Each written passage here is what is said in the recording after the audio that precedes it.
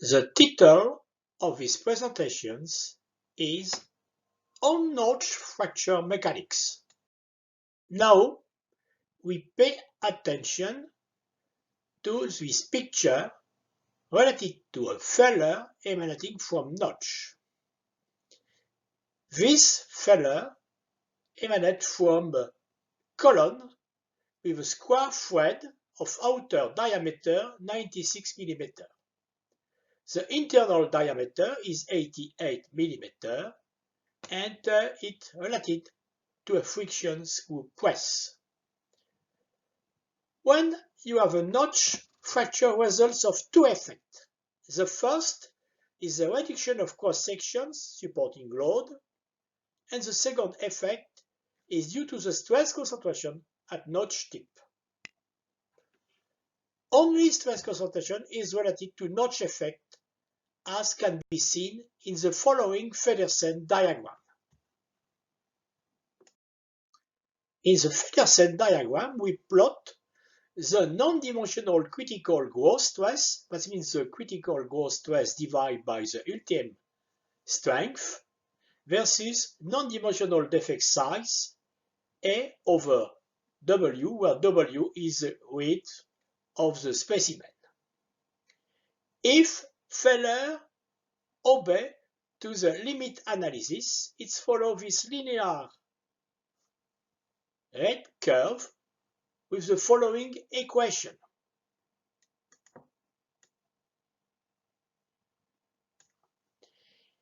If failure emanates from a brittle material and follow the linear elastic fracture mechanics equations, it follows the product of the critical growth stress versus the square root of the defect size is a constant.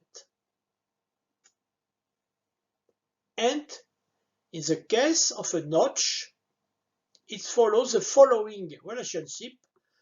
The product of the critical growth stress multiplied by the size of the defect at some power is equal to a constant.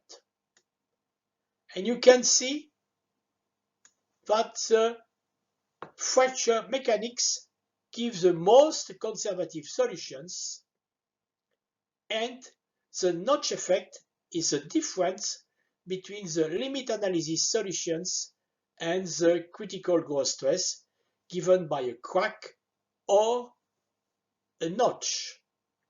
We can note that the notch effect depends on the notch acuity and of the geometry of the specimen.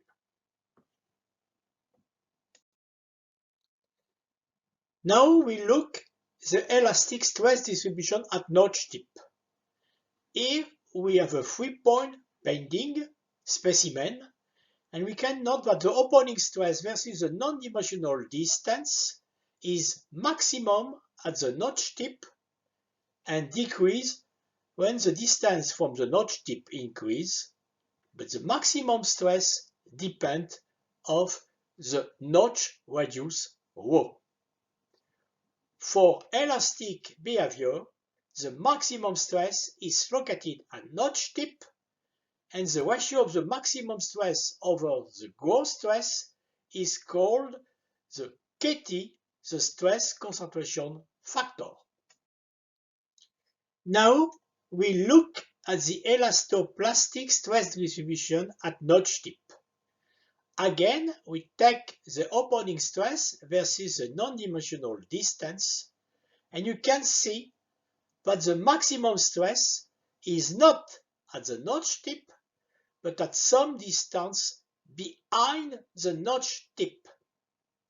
So, for elastic plastic behavior, the maximum stress is located behind notch tip, and the ratio of the maximum stress and the growth stress is called K sigma, the elastoplastic stress concentration factor.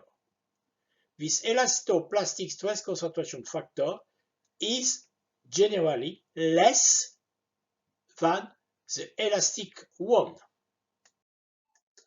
If we examine the graph of the opening stress versus the distance at the notch tip, we can see that the opening stress increases from the yield stress to the maximum stress and after decrease. The fact that the yield stress is obtained at the notch tip is to obey to the yield criterion. Generally, we consider that the maximum stress is proportional to the yield stress, and the coefficient of proportionality is the so-called constraint factor. The constraint factor is sensitive to the notch radius, as you can see on this picture, and also to the specimen geometry. Now we are looking for a local fracture criterion for notch, and we apply the concept of effective distance, which was first proposed by Neuber in 1937. In this concept, we consider the stress distribution at notch tip versus the distance. In the elastic case, the maximum stress is at the notch tip, and the effective stress, sigma effective, is obtained on this stress distribution at the effective distance. But often, for notch problem, we prefer to use the line method, and in this case, the effective stress is considered as the average of the stress distribution over the effective distance. A characteristic length plays a major role in the notch local fracture criterion. For this characteristic length can distinguish four categories. First, a characteristic size approximately equal to half of the notch radius. Secondly, we can consider a characteristic distance connected to material microstructure such as the grain size. Thirdly, a critical distance is associated with plastic zone and therefore intrinsic to material. More recently, we introduce the effective distance as a particular abscissa of the stress distributions.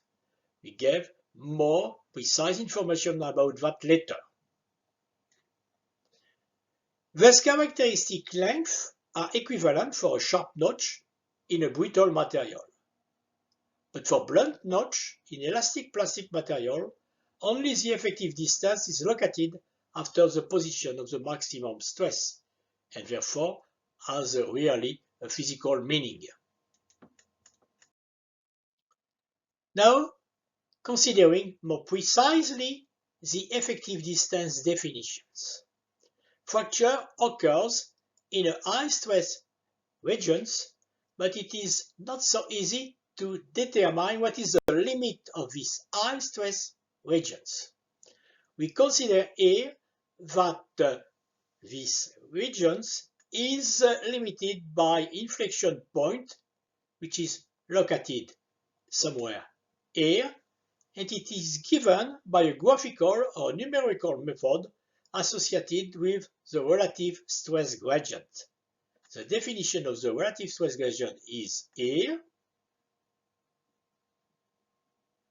and the effective distance is obtained in a graph or logarithm of the opening stress versus the logarithm of the distance at this inflection point, which corresponds to the minimum of the relative stress gradient. An experimental proof of the validity of this method, called volumetric method, VM, is given here by examination of the fracture appearance of the fracture specimen in high strength steel. We can determine the characteristic distance x subscript c, which correspond to the point on the facet, cleavage facet, where the fracture is triggered. And if we compare with the effective distance and the characteristic distance, we can get in this graph that we have a good correlation. The effective distance is a non-material characteristic. It is sensitive to notch geometry, structure geometry, and constraint, as you can see in this picture, where the effective distance is plotted versus the constraint represented by the effective stress. And you can see that when you have a loss of constraint, you have a strong increase in the effective distance. We can conclude, therefore, it is not a material characteristic like characteristic or critical distance. We assume that failure is triggered when the effective stress is equal to a failure stress as a material value and denote sigma critical star. In the following, effective stress is defined as average stress over a characteristic length. It was considered by Neuber as a function of the notch radius. In the line method, the average stress is considered along the effective distance according to the following formula.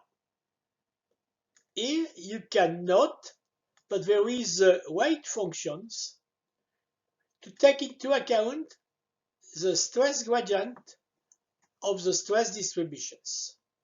Here, two examples of weight functions are proposed, one given by Kilafku and the second by Caddy. From the non-dimensional stress versus non-dimensional distance graph, we can define the concept of notch stress intensity factor. This graph is a bilogarithmic graph. In these conditions, behind the effective distance, we have linear distributions of the stress. The slope of these linear distributions is called alpha.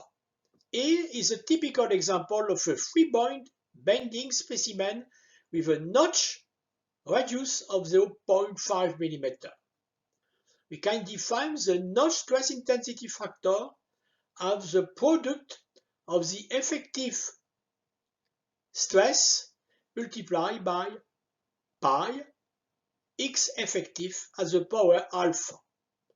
If the notch angle is less or equal to 45 degrees, this can be approximated by sigma effective square root of the product pi x effective. And we consider that at failure, the effective stress reaches the critical value and the effective distance is critical value also.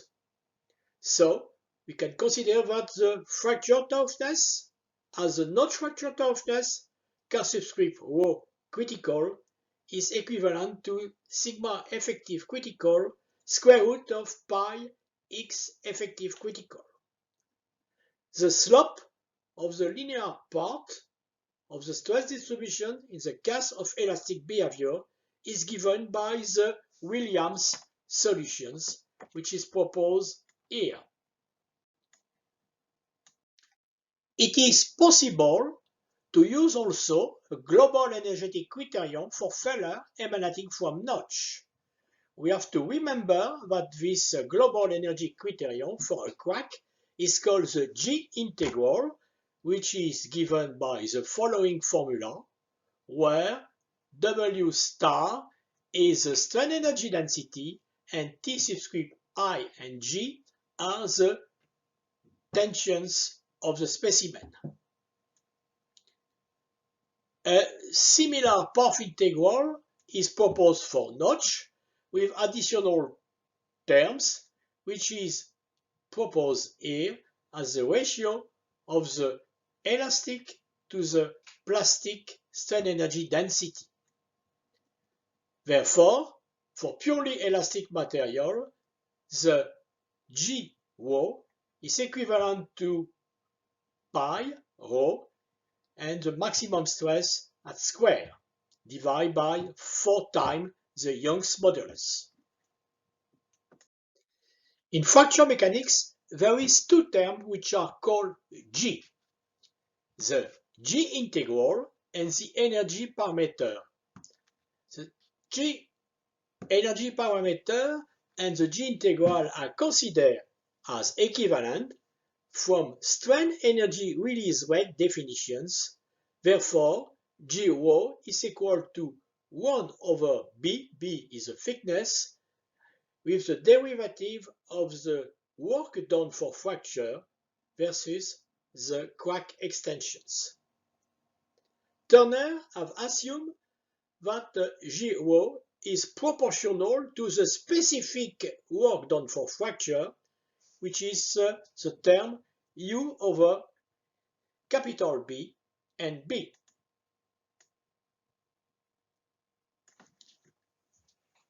Sumter has defined the G rho as the sum of two terms, an elastic part and a plastic part.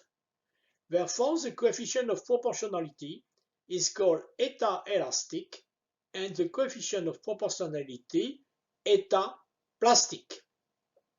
If we neglect elastic energy, therefore the G rho is equal to the equivalent plastic G rho and is equal to eta plastic with the specific plastic work done for fracture. And therefore it is equivalent to the strain energy release rate definitions. If you combine these two formula, we can compute the plastic eta coefficients, which is given by this equation. The coefficient of proportionality between the plastic work done for fracture and the G energy parameter eta PL can be get from the load displacement separated variable functions. In these assumptions, we assume that the load displacement curve are homothetic when changing the geometry. Therefore, returning to the definition of the G energy parameter, we can compute eta plastic by these equations, and you see that is given by the ratio of the derivative of the J functions over J functions. If the curves are homothetic, for two situations, AI and AG, the ratio SIG is constant. This can be seen from this paper. This is an example from Roman tie specimen, which are specimens easy to manufacture from a pipe. In this graph, you can see the load displacement curve for different notch depth, and you can see that the curves are homothetic and the ratio of the different curves is constant. Applying the previous equations, we can compute the notch fracture toughness, G subscript rho critical, versus the non-dimensional notch depth. Eta factor, we take into account the elastic and the plastic work done for fracture, can be computed by finite element method. In this graph, where eta factor is plotted versus the non-dimensional notch depth A over W, you can see that the eta factor increases when the notch depth increases, and it depends on notch geometry. From this data, we can plot the GOC fracture toughness versus the notch radius, and you can see that behind a critical notch radius equal here to 0.85 mm, the fracture toughness increases linearly with the notch radius. Here we pay more attention on the evolution of notch fracture toughness versus the notch radius. The fracture toughness can be expressed in terms of notch stress intensity factor as K subscript rho or C, or in terms of G rho as G rho critical. If it is expressed in notch stress intensity factor terms, we have a linear relationship between the fracture toughness and the square root of rho if the notch radius is greater than a critical value, and we assume that this notch fracture toughness is equal to the K1C fracture toughness measured from crack when the notch radius is less than this critical one. Same relationships can be found with the fracture toughness G subscript rho and C, but in this case, the fracture toughness is proportional to the notch radius. Two examples are given here. For an aluminium alloy, the notch fracture toughness K rho is plotted versus the square root of the notch radius, and you can see that there is existence of a critical notch radius, and after its increase practically linearly with the square root of the notch radius. And in the second case, it is for a steel, and the specimen are only rings with a notch. Here we found for this steel a critical notch radius of 0.61 mm. Here we have a special attention on notch plastic zone. Notch plastic zone play an important role for short cracks emanating from notch and propagating by fatigue. We can see that the notch plastic zone is a decreasing function of the elastic stress concentrations and can be given by the following formula, where A is a constant. Value of the constant are reported here versus the elastic stress concentration. Now looking at the effect of constraint on notch fracture toughness. In this picture, we have plotted the notch fracture toughness versus the constraint as the T-stress for the pipe steel X52. Fracture toughness has been determined with Roman-die specimen, CT specimen, double cantilever beam specimen, or single edge not tensile specimen. And you can see here that there is a linear decrease of the fracture toughness when there is a loss of constraint. This behavior can be plotted according to these equations, where K subscript rho C0 is considered as the reference fracture toughness for a constraint equal to 0. The notch fracture toughness can be introduced in the notch failure assessment diagram. You have to remember that the fracture criteria is given by 3 parameters: the fracture toughness, the stress, and the defect size. But it is more convenient to use a 2-dimensional diagram where we plot the non-dimensional crack driving force versus the non-dimensional load, and you plot the failure curve. Inside the failure curve, the component or structure is safe if outside there is failure. There is 4 important elements in the failure assessment diagram. The non-dimensional notch driving force, which is the ratio of the applied notch stress intensity factor and the fracture toughness. The non-dimensional force, which is the ratio of the service pressure and the limit pressure. The failure assessment curve, where the critical value of the notch stress intensity factor is a function of the non-dimensional load, and the assessment point, which is characterized by 2 particular values of the non-dimensional notch driving force and the non-dimensional force.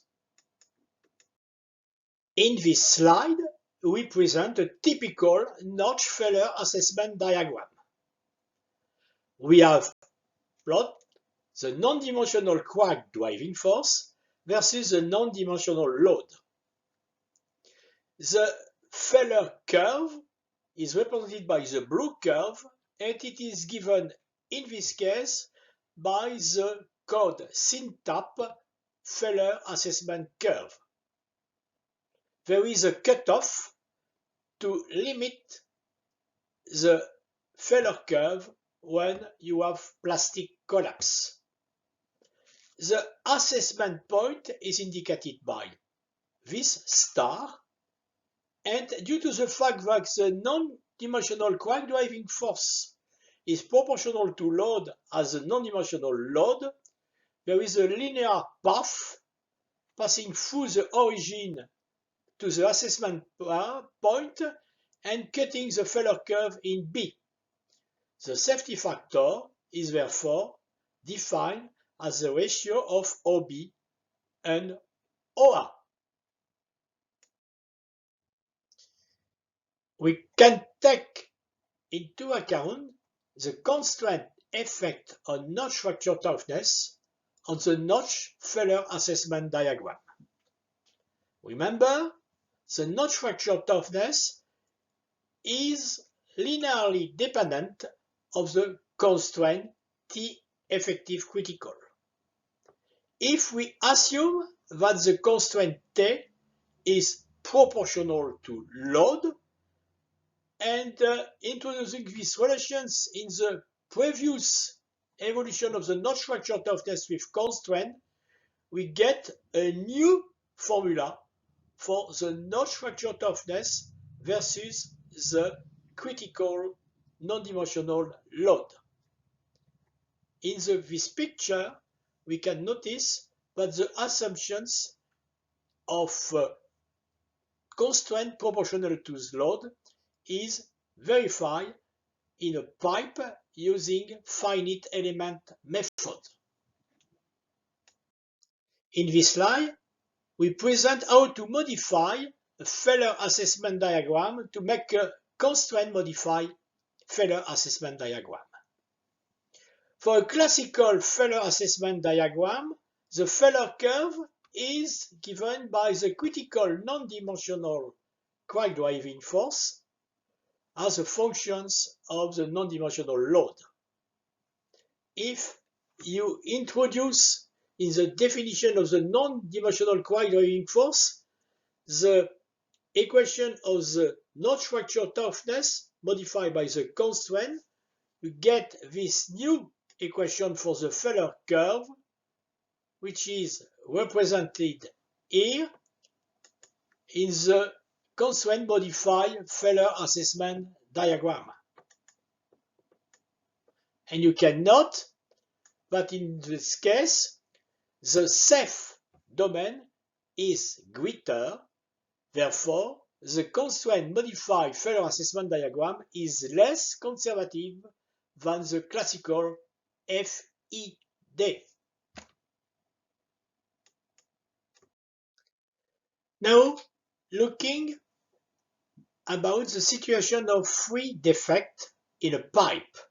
A central semi-elliptical defect with a depth equal of half of the thickness, a central semi-spherical defect with also the same depth, and a central long blunt notch with a notch radius of 0.15 mm, and the defect depth is also half of the thickness. For these three defects, we compare the safety factor for the classical failure assessment diagram and the safety factor for the constraint modified failure assessment diagram. The three defects are the semi-spherical, semi-elliptical, and long notch. You see that there is a difference which can be equal to less than 10% between the classical failure assessment diagram and the constraint modified failure assessment diagram. You can see that the safety factor is greater in this case, so the constraint modified failure assessment diagram is less conservative than the classical one. Now, some comment of the difference between the classical fracture mechanics, which is default to cracks, and the notch fracture mechanics. A crack is a particular case of notch with a notch radius equal to 0 and a notch angle equal to 0. A simple notch has a finite notch radius and also a given notch angle. We can also, as Williams done, use an ideal notch where the notch radius is equal to 0 like a crack, but the notch angle is not 0 but as a value of C. You see there is different definitions. For the crack we have the stress intensity factor given as the limit and the square root dependence with the distance. We have also the K star for ideal notch, which is similar to the classical stress intensity factor, but it depends on the notch angle through the parameter alpha given by the Williams solutions, and for a simple notch, the notch stress intensity factor is given by 2 points on the notch stress tip distributions. So you can remember that there is a continuous approach of notch fracture mechanics, and in this case, crack is a particular notch. Notch-like defect assessment cannot make with over conservative using the crack classical fracture mechanics. In this case, the use of notch fracture mechanics is preferable. This can be done using either local effective stress, notch energy integral, or notch stress intensity factor. Using the notch stress intensity factor, you have a continuous approach with classical fracture mechanics, considering that the crack is a special case of a notch. However, for this notch stress intensity factor, the units are complete and generate transferability problem when constraint and notch geometry are different in structure and specimen used for notch fracture toughness determination. Notch fracture toughness is sensitive to notch radius and equal to fracture toughness obtained from crack specimen for a notch radius less than the critical one. For large YD, notch fracture toughness incorporates notch plastic work, which is in this case greater than the fracture process zone. This is taken into account and also constrained in a modified notch failure assessment diagram. Using this tool, reduction of conservative applied to safety factor decrease in the range 10 to 20%.